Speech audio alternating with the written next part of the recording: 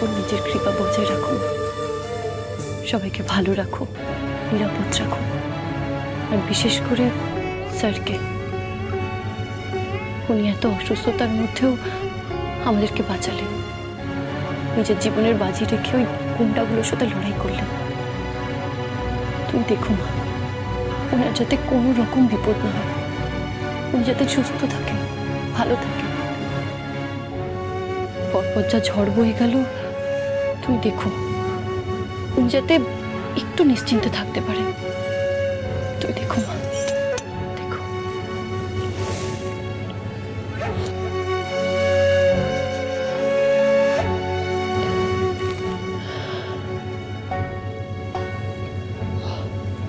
আর আয়ুষ্মান বাবুকেও ভালো রেখো, উনি আমাদের জন্য অনেক কিছু করেছেন।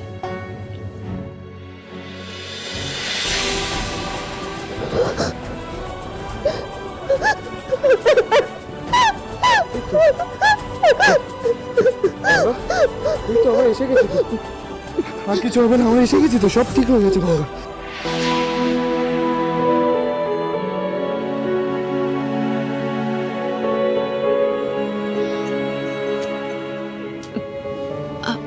আপনি?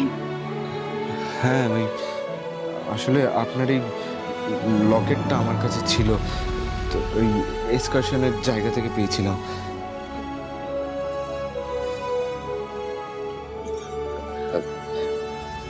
দিন, আমি পড়িয়ে দিচ্ছি। দিন।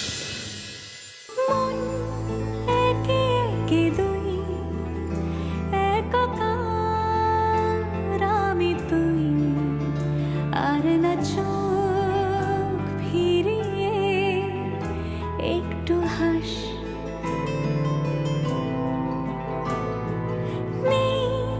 মনে কি কিছুই, তোর ঠোঁটে ডানা ছুঁই, মিলবে সব জীবনের ক্যালকুলাস। হয়ে গেছে, পড়িয়ে দিয়েছি।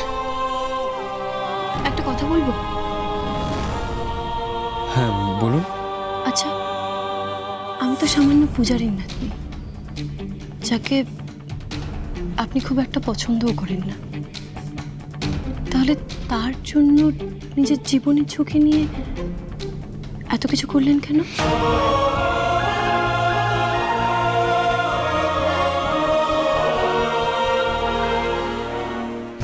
সেই উত্তর তো আমার কাছেও নেই গঙ্গা।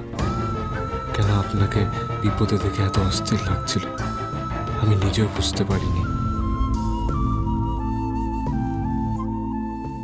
আসলে ছোটবেলা থেকে বাবার কাছ থেকে শিখেছি বিপদে মানুষের পাশে দাঁড়াতে, তাই আমি শুধু সেইটুকুনি করেছি নিজের কর্তব্য ভেবে।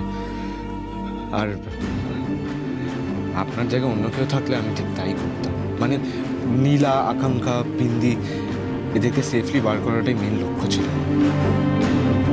সেটাই হবে নিশ্চয়ই, হয়তো আমার মতো মেয়ের জন্য উনি কেনই বা এতটা ভাববেন। সত্যি আমি যে কি আশা করছিলাম।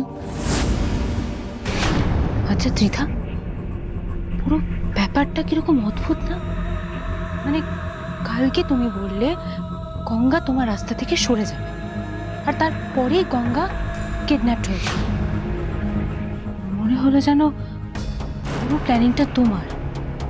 হোয়াট রাবিশ দিশা, এসব কি বলছো তুমি? না ত্রিধা, আমি তোমাকে অ্যাকিউজ করছি না, আমার জাস্ট যেটা মনে হলো আমি তোমাকে সেটাই বলছি। সত্যি তো, আমি তো ড্যাডকে বলেছিলাম গঙ্গাকে সরাতে, আর তারপরেই এই কিডন্যাপিং এর ঘটনা। এই সব কিছুর পেছনে ড্যাড নেই তো? যে শাস্তি কমাতে চাইলে চুপচাপ সত্যি কথা বলে দে। কার জন্য কাজ করছিস? প্রেরণা আর টিয়া কোথায়? আমি জানি না ম্যাডাম, আমি কিছু জানি না। চুপচাপ সত্যি কথা না বললে কিন্তু তোকে আমি ছাড়বো না। লাস্ট ওয়ার্নিং দিচ্ছি, তোদের বসের নামটা বল। আমি সত্যি বলছি, আমি কিছু জানি না। এই বীরকে নিয়ে যাও, মুখ থেকে আজকে সত্যি কথাটা আমি বের করেই ছাড়ব। চিন্তা নেই ম্যাডাম, সে ব্যবস্থা আমি করছি। চল আয়, সত্যিটা তোকে বলতেই হবে। আয় আয়, নিয়ে যান।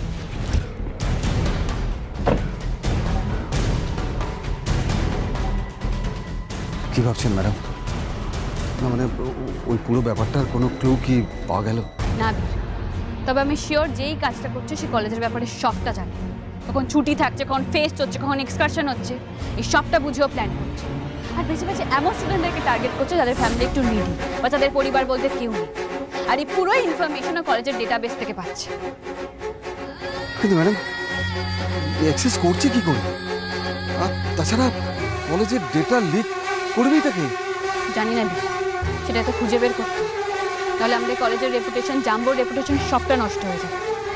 এই সবটা না জানা অবধি আমাদের ইনকোয়ারিটা চালিয়ে যেতে হবে।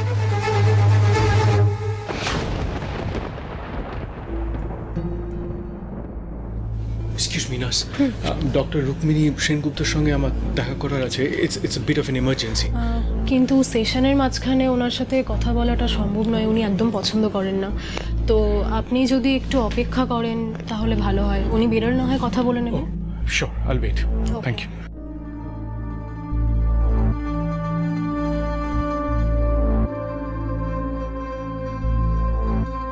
আমার ওয়াইফ মারা গেছে 5 বছর হলো। অনেক চেষ্টা করছে কিন্তু আজও ওকে ভুলতে পারিনি। সবসময় ওর কথা মনে পড়লে মনে হয় জীবনে কোনো মূল্যই নেই ওকে ছাড়া। এতখানি একাকিত্ব আমি সহ্য করতে পারি না, মনে হয় নিজেকে শেষ করে দিই। একবার ভাবুন তো, এই কথাটা আপনার স্ত্রী শুনলে তার কেমন লাগতো? আমরা যাদের ভালোবাসি তারা আমাদের ইন্সপিরেশন, তারা আমাদের বেঁচে থাকার কারণ হতে পারে, মরে যাওয়ার নয়। হয়তো তাই হওয়া উচিত, কিন্তু এমন একটা অস্থিরতা ঘিরে ধরে, কিচ্ছু ভালো লাগে না। আচ্ছা, একটু তো অন্যভাবেও ভাবা যায়।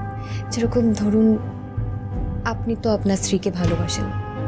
ভালোবাসা কিন্তু মানুষকে দুর্বল করে না কখনো, তাকে শক্তি দেয় বরং। দেখুন, আমরা তো আর সত্যিটাকে পাল্টাতে পারবো না। আপনি যেটা করতে পারেন, আপনি সত্যিটাকে অ্যাকসেপ্ট করে নিজেকে ভালোবেসে আবার নতুন করে শুরু করতে পারেন। আর আমি জানি আপনি পারবেন। একবার চেষ্টা করেই দেখুন না, একবার জীবনকে সুযোগ দিয়ে দেখুন, ঠিক পারবেন। হয় না, আমি চাইলেও পারবো না। ভালোবাসার মানুষ ছাড়া জীবনটা বড্ড একা ম্যাডাম। আপনি নিশ্চয়ই কোনোদিন কাউকে ভালোবাসেননি, তাই না?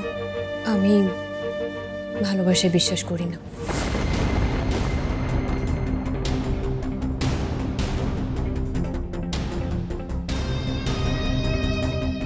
নিন। ম্যাডাম, মিস্টার সিংহ রায় অনেকক্ষণ ধরে অপেক্ষা করছেন আপনার সঙ্গে দেখা করবেন বলে।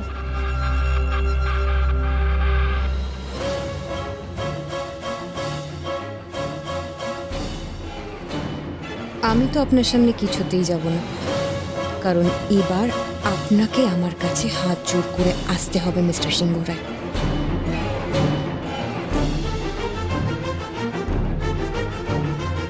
মিস্টার সিংহ রায়, মিস্টার সিংহ রায়,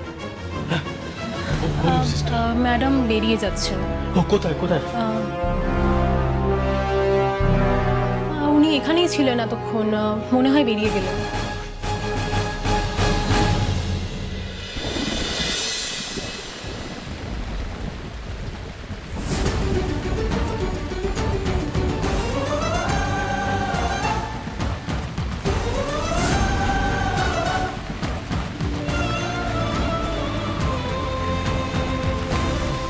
দাঁড়ান,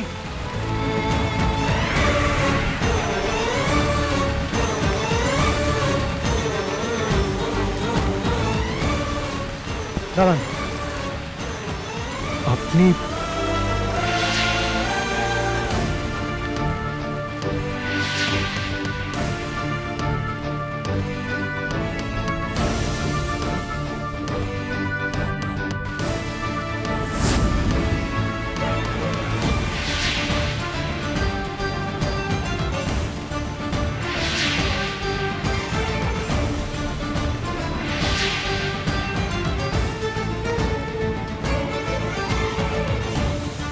হ্যাঁ, আমাকে তো ফিরতেই হতো।